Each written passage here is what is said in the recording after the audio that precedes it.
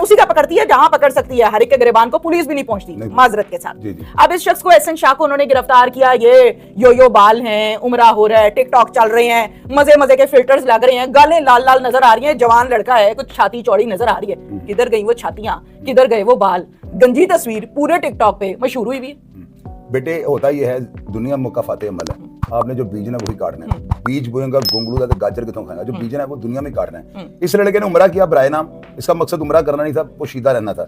और वहां पे रहकर इसने जो प्लान के मुताबिक जो कार्रवाई से करनी थी वो उस कार्रवाई के लिए गया हुआ था। इसने टिकटॉक की वजह से अपने बाल नहीं कटवाएगा, जाकर टिकटॉक बनाऊंगा तो लोग क्या कहेंगे। बाल भी कट गए, टिंड हो गई। और जिस केस से 302 से बचने के लिए ये अपने आप को एलिबाई बनवाकर बड़ा महफूज समझ रहा था कि इसने एलिबाई बनवाने के लिए जो है ना उमरा किया, अपनी बीवी अर्शा को भी साथ ले गया और वहां पे जाकर जो इसका प्लान था मैं 302 से बच जाऊंगा, उसके भी काबू आ गया। यानी मुकाफाते अमल वाली बात होगी ना। इस बंदे के साथ रात को एक ऐसा वाकया हुआ ना कि अगर मैं आपको सुनाऊं ना तो मेरा ख्याल है आप इसके ऊपर बीप लगाएंगे। हम ढके छुपे लफ्जों में बयान कर देते हैं, आवाम आपसे मेरे से ज्यादा सियानी है। अब हुआ यह है कि इसको 3 अफराद मिलने गए हैं, अली, वलीद और मियां रियाज। उन्होंने थाने के अंदर जाकर जब इसको बुलाया ना और इससे पूछा कि तुमने क्या किया, तो इसने वहां पे एतराफ किया। इसने कहा कि मैंने मरवाया और मैंने 5 करोड़ में डील की थी, लेकिन लिया सिर्फ 50 लाख है।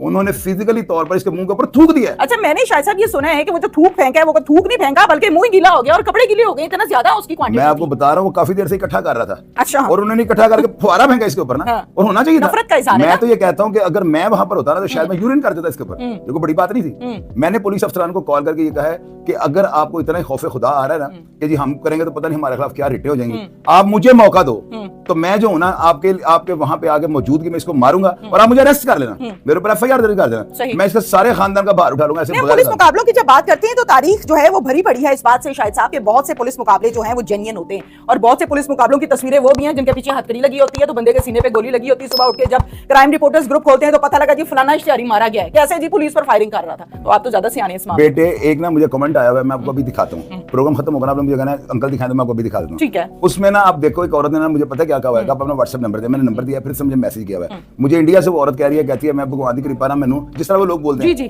मैं प्रभु की कृपा ना कह रही है, मेरे को बड़ा मालो दौलत है, मेरे पुत्र बाहर बेल्जियम चुंदे ने, मेरे पुत्र कनाडा च ऑस्ट्रेलिया चुंदे ने, मेरे को पैसा बड़ा है। पुत्र है वाकया मैं सुनया ना जवान मुंडे की मौत मैं नहीं भूलती पई, मेरे को 5 लाख रुपए तो नहीं ले लै ते मैं सुनया ਤੁਹਾਡੇ पाकिस्तान पुलिस पैसे लेके बंदे मार दिए ते तू मेरा पुत्र पैसे ले लै ते तेरे बड़े हाथ पैदल तेन मरवा दे। ये हमारी पुलिस के लिए जहां लम्हा फिक्री है ना वहां पर ये मैसेज है कि औरतें जो है ना उनके दिल जो है ना दहल गए हैं इस वाकये को देखकर। चूंकि वो बच्चा एक इंटरव्यू देगा अपनी लाइफ में, वो इतना बड़ा पॉजिटिव था कि मैं आई वांट पीस, मैं अमन चाहता हूं, उसकी चीज वायरल हो गई है और इसको जो है ना सोशल मीडिया ने हिंदुस्तान का सिद्धू मूसेवाला बना दिया। इस बात को मानते हैं? जी बिल्कुल, मैं सारा मीडिया जो है ना बलाज के नाम का मंजन भेज रिपोर्ट कर रहा है, बिल्कुल ऐसे ही। अच्छा मुझे ये बताइए शायद साहब, जहां पर हम टिंडों की बात कर रहे हैं, गंज की बात कर रहे हैं, वहां पर सिर्फ और सिर्फ इस लड़के की यानी एहसन शाह की नहीं हुई, इसके साथी जो पकड़े हैं जिनसे इन्वेस्टिगेशन हो रही है उन तमाम की भी किया और पुलिस की जानिब से ओपनली ये कहा जा रहा है जिनकी हिरासत में ये है कि इस केस के आस या पास से भी कोई गुजरा तो उसकी भी खैर नहीं। ऐसे ही है? आप बड़ी तेज हैं, मैं तो कहता हूं मेरे पास ही गिद्दड़ सिंह है, आपके पास भी कुछ है।